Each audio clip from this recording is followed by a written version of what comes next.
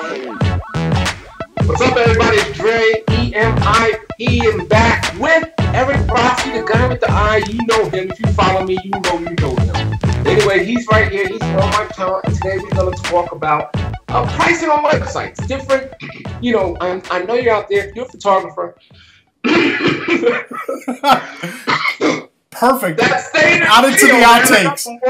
Add it to the outtakes. If not, I'll throw it in my outtakes by the end of the year. I was trying to get it out before we started, but let's get into it. If you're a photographer and you got a website online, of course, and you probably struggle each and every day on, should you put pricing on your channel? Should you put pricing on your website, or should you keep it off? Where you say, you know, for pricing, please call, or prices starting at. Which one do you think is better? You're dying. You're dying right now. Dude, keep these in just with quick cuts and jump right back into it. It'd be great. I'm good.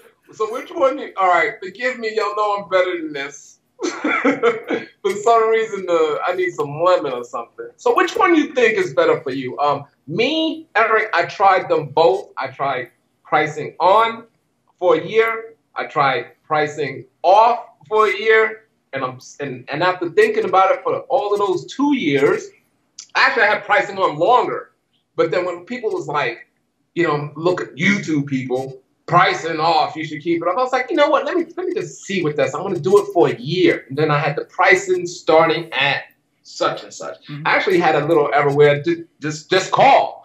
Anyway, what I found out under my technical analyst or whatever is the phone didn't ring much when I didn't have the pricing on the website. I guess people went to the next one.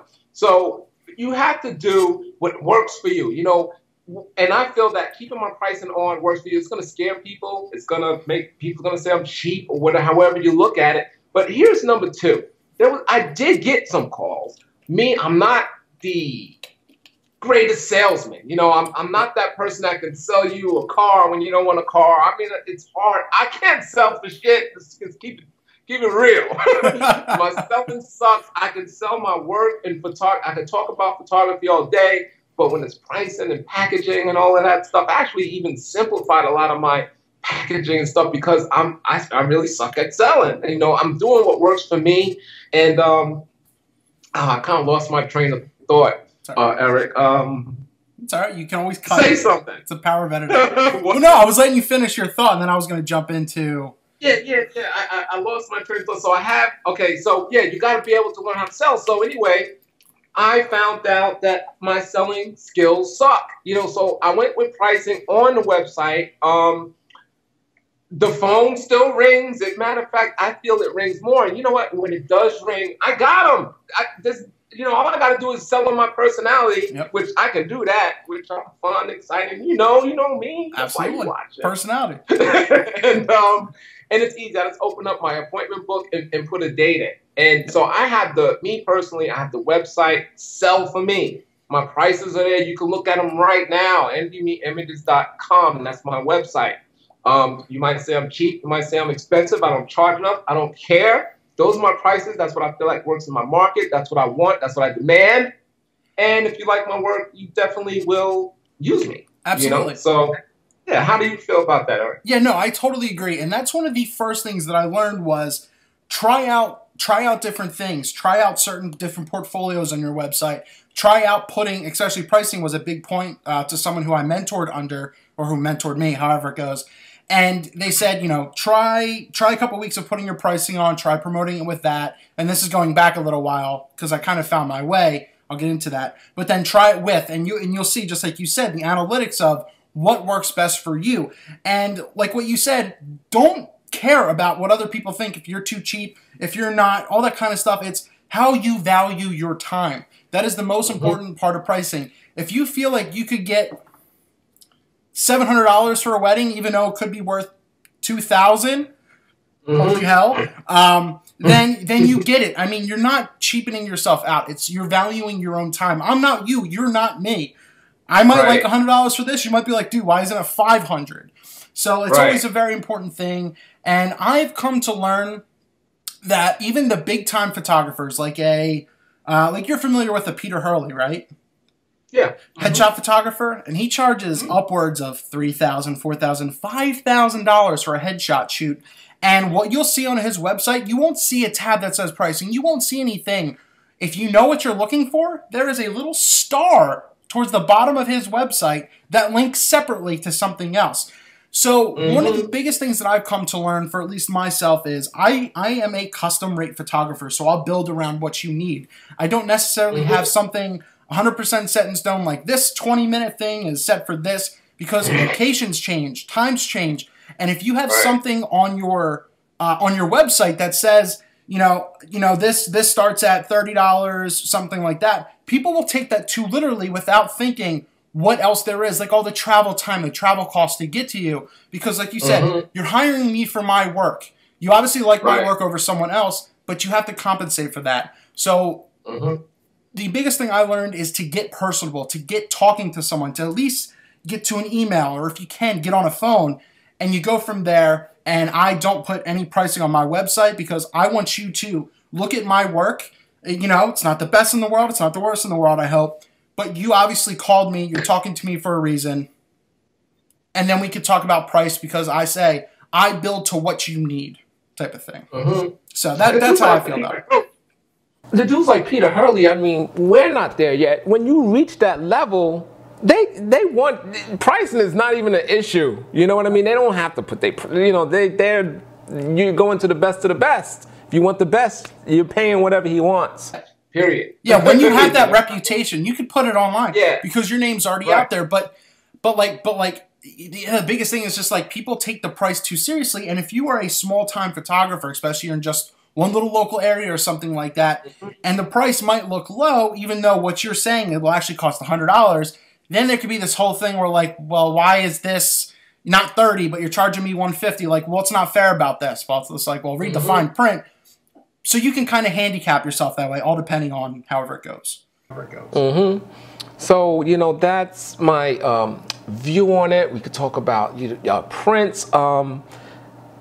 Prints suck. Nobody buys prints anymore. And you got a lot of people, they still want to... you have to do what works for you. And personally, I don't have time for print packages. I don't have this one. Albums. I don't charge for prints. Building either. albums.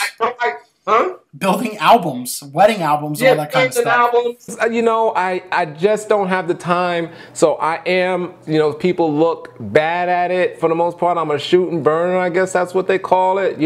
Not exactly a full shoot and burner, but for the most part I shoot and burn. I do sell images. Most of my images, they are sold on Pixie Set. I use a off place thing like Smug Mug and all, so Pixie Set. I think they're cool. It works for me. They take about 15%, I think, and they go through a White House custom color, so it's a good lab. But so if people do want prints from me, I do sell them, and I know I'm leaving a lot of money on the table, but unfortunately this is what works for me. So I just, basically when I'm talking about photography, I do me. I don't care what you're doing. I don't care what you're doing. I don't care what you're doing. I'm doing what works for me, what feels comfortable for me, and that's what you should go by. Don't follow anybody else. Don't follow the crowd. As far as I'm concerned, I'm the only photographer in the world. Well, that's not true. Come on now. Now I got you, and that's a right way of going about it. But to me, what I do in regards to business is I'll even build in free prints to my price, because yes, in a way you are charging them for prints, but it gives them that tangible benefit of having this, that really good memory. And I'm talking about more from less a wedding background, because that stands out more than just a disc of images. And that's essentially what this world has become. Here is your images on a DVD, CD. Here's a double copy. But like you said, like I myself, I'm not a print person.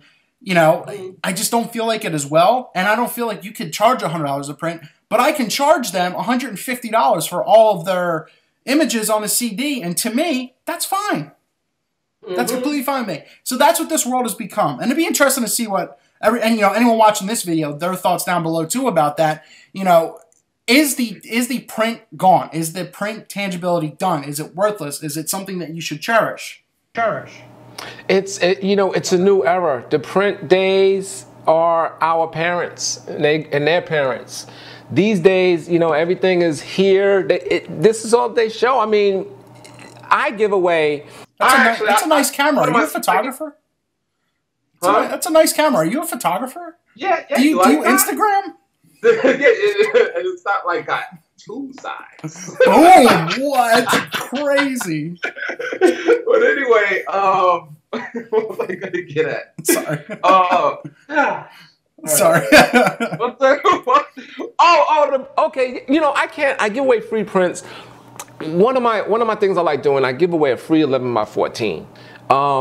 It's like yours, and the reason why, it's hard to give it away, believe it or not, because people don't want to put stuff on their wall. But the reason I give it a free 11 by 14. It's my best print because I want them to put it on their wall. Too big for a desk, perfect for the wall.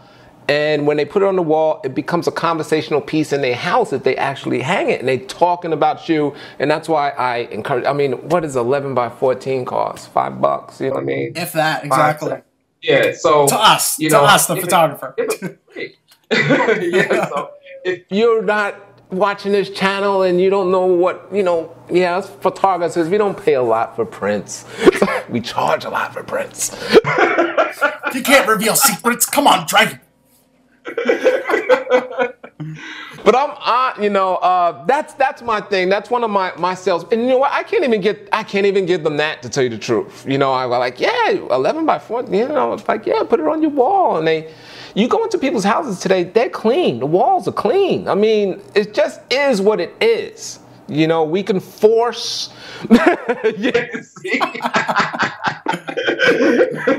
see mine? Can you see back there? It's not on my wall. Actually, I got my prints on my wall. That's essentially what I do. Nobody else's print. But anyway, so I'm not afraid to tailor towards what people, the new era. And a lot of the photographers, I'm leaving prints. I'm just not into the prints. If I have them, if you want to buy them, I can hook you up with some prints, but I'm not going to sell them to you. So that's just me. If you're like, hey, here's $100 for like a little, absolutely, that's yours. That's yours. To sell my work and my time. That's what I want to sell, my work, what I do in my time, and prints, whatever. And so the whole object of this video is basically do what works for you. Okay, pricing online works for you. Put it online. If it don't put it online. If you want to sell prints, sell prints. If you don't want to sell prints, you don't have to sell prints. And why it's different is because we're in different parts of the country, different parts of anything, different cultures, different environments. You can charge more for New York compared to Kentucky, to New Jersey, to Philadelphia, to Wyoming. Right. I feel bad for people in Wyoming because I doubt they're charging a lot. But that's the whole different thing. Anyone from Wyoming is going to now hate me. They're like, dude, I make $5,000 a wedding. But that's the reality of it. All depending on where you are, where you're stationed, where you do your work, you're going to get a different amount anyway, because that's just how it is. That's just how the nature, the culture of this industry is. And I encourage you, if you, be different. Just be different and watch how you are, how your clients. They be a conversational piece. When you're different, you're a conversational piece. People are going to talk about you. They're going to recommend you. Hey, this guy, he's not hitting me up for thousands like this guy. Use him. You know what I mean? And so I find a way. That's my way. It works for me. And it only has to work for me. It doesn't have to work for you. So, but if you want it to work for you, basically just find what works for you. So you got it. You got it. Well, anyway, that's it. That's me and Eric's opinion on prints online, pricing on websites. I hope you enjoyed this video. If you have any comment, what do you feel about pricing online, webs online? Hit me up in the comments below. Eric will be down there. I'll be down there as well. And also, I want you to check out Eric's channel, Eric Rossi, the guy with the eye. I'm going to be over there as well. Check out his channel. We're going to talk about some good stuff over there, just like we did here. So that's it. I'm Dre, signing off. EMIP, out.